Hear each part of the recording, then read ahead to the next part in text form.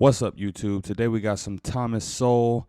I see right here he's with Dave Rubin, and the video is titled Thomas Sowell, The Left Just Ignores These Basic Facts. So we're going to get into this video, unpack it, and if you agree or disagree, let your voice be heard in the comments below. Now, before we start, don't forget to like, share, and subscribe to the channel. Now, let's roll the clip.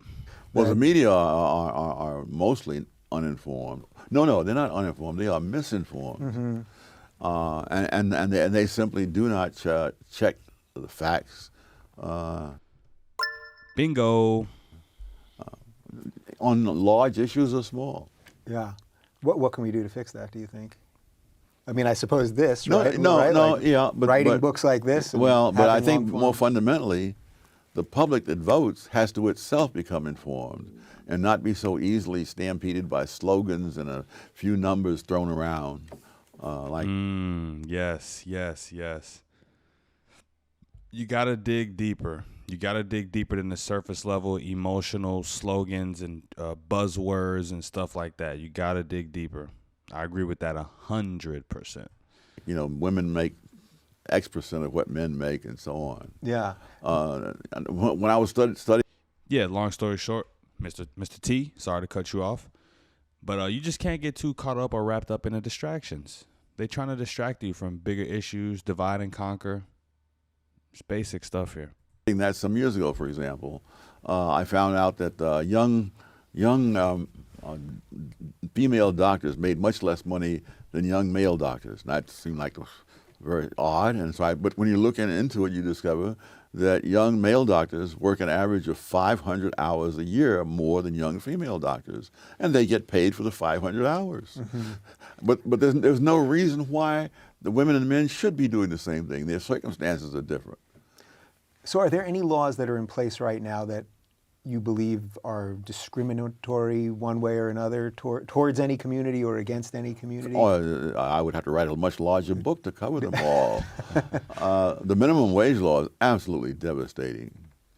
The policy of saying that you cannot have more kids from one ethnic group disciplined in the school than from another is nonsense.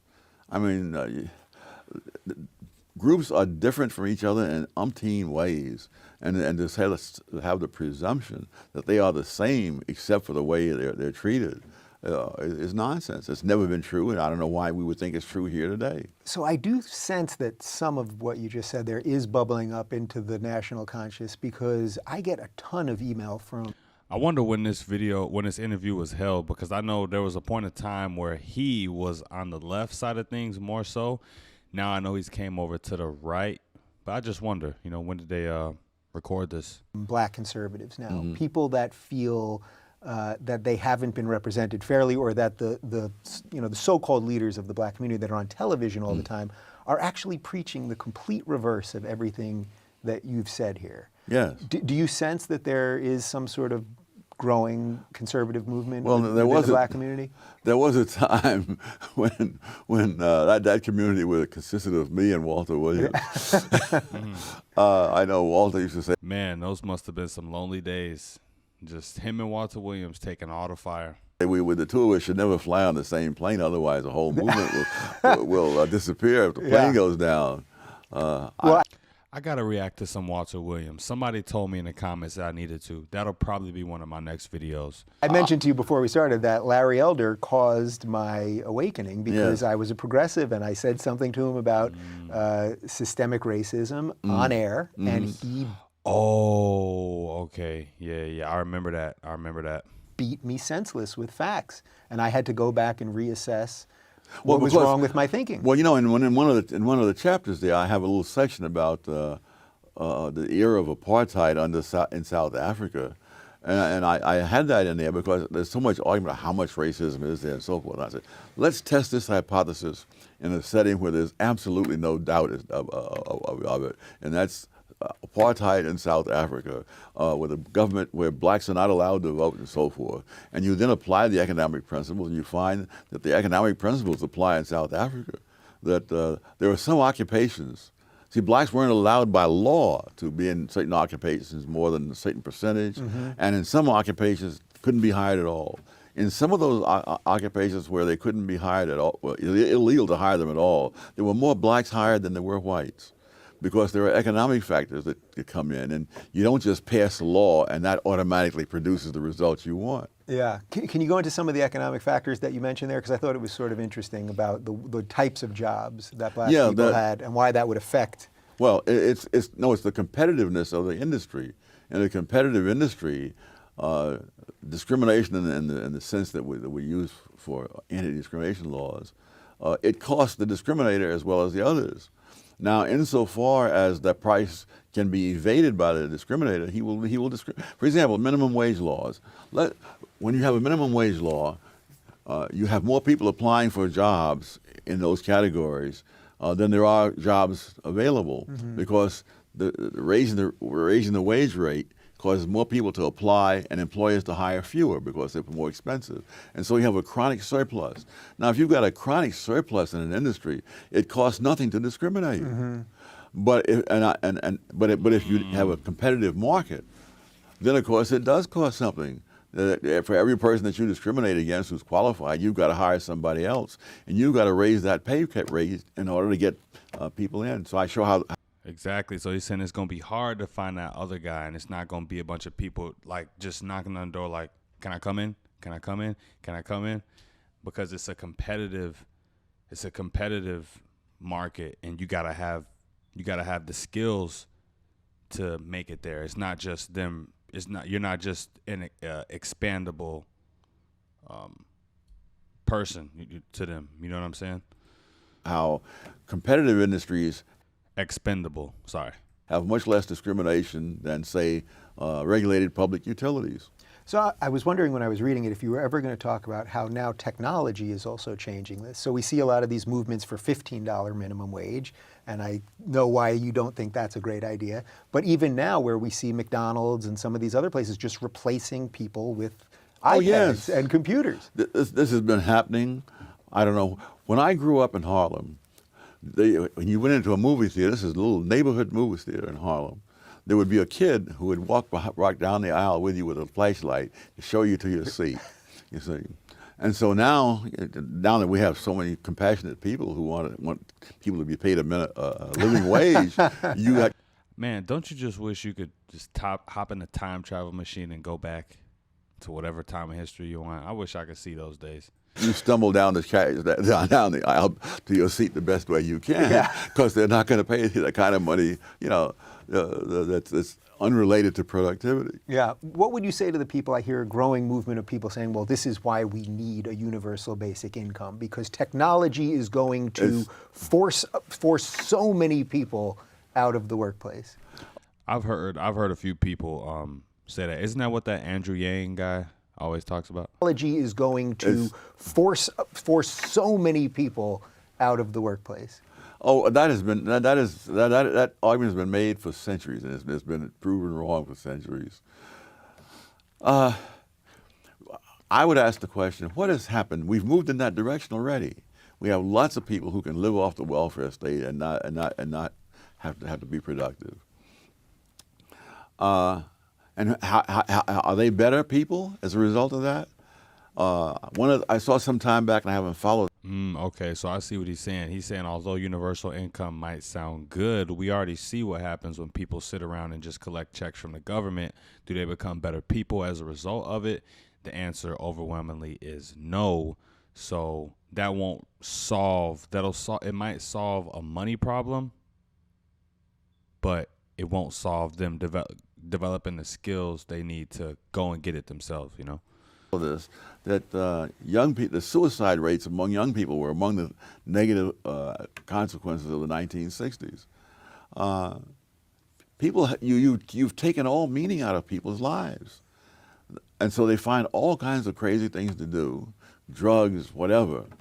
Having a lot of free time is dangerous unless you know how to channel it into productive outlets. And then, again, it's not peculiar to the United States. You find this in Britain, other countries. And so, again, people who say this almost never look at any facts about what's happened as we expanded the welfare state. Did people behave better? No. One of the things that moments that I remember very well. When I was back in the school in Harlem for some reason, maybe doing research, and I looked out the window and I said, you know, when I was a teenager, I used to walk my dog in that park, and looks of horror came over the students' faces, because that was a different world. And so, and when I tell them that I used to sleep out on the fire escape on hot summer nights, because who could afford air conditioning, and they think I'm a man from Mars. People did that all over New York. They did it in Washington. They did it in North Carolina. Relatives in Washington used to go down Haynes Point, down near the Jefferson Memorial, on hot summer nights and sleep there till, you know, sometime after midnight when the heat wouldn't be so bad, and they'd go home at that time. You'd be out of your mind to do that today. It'd be too dangerous. Yeah.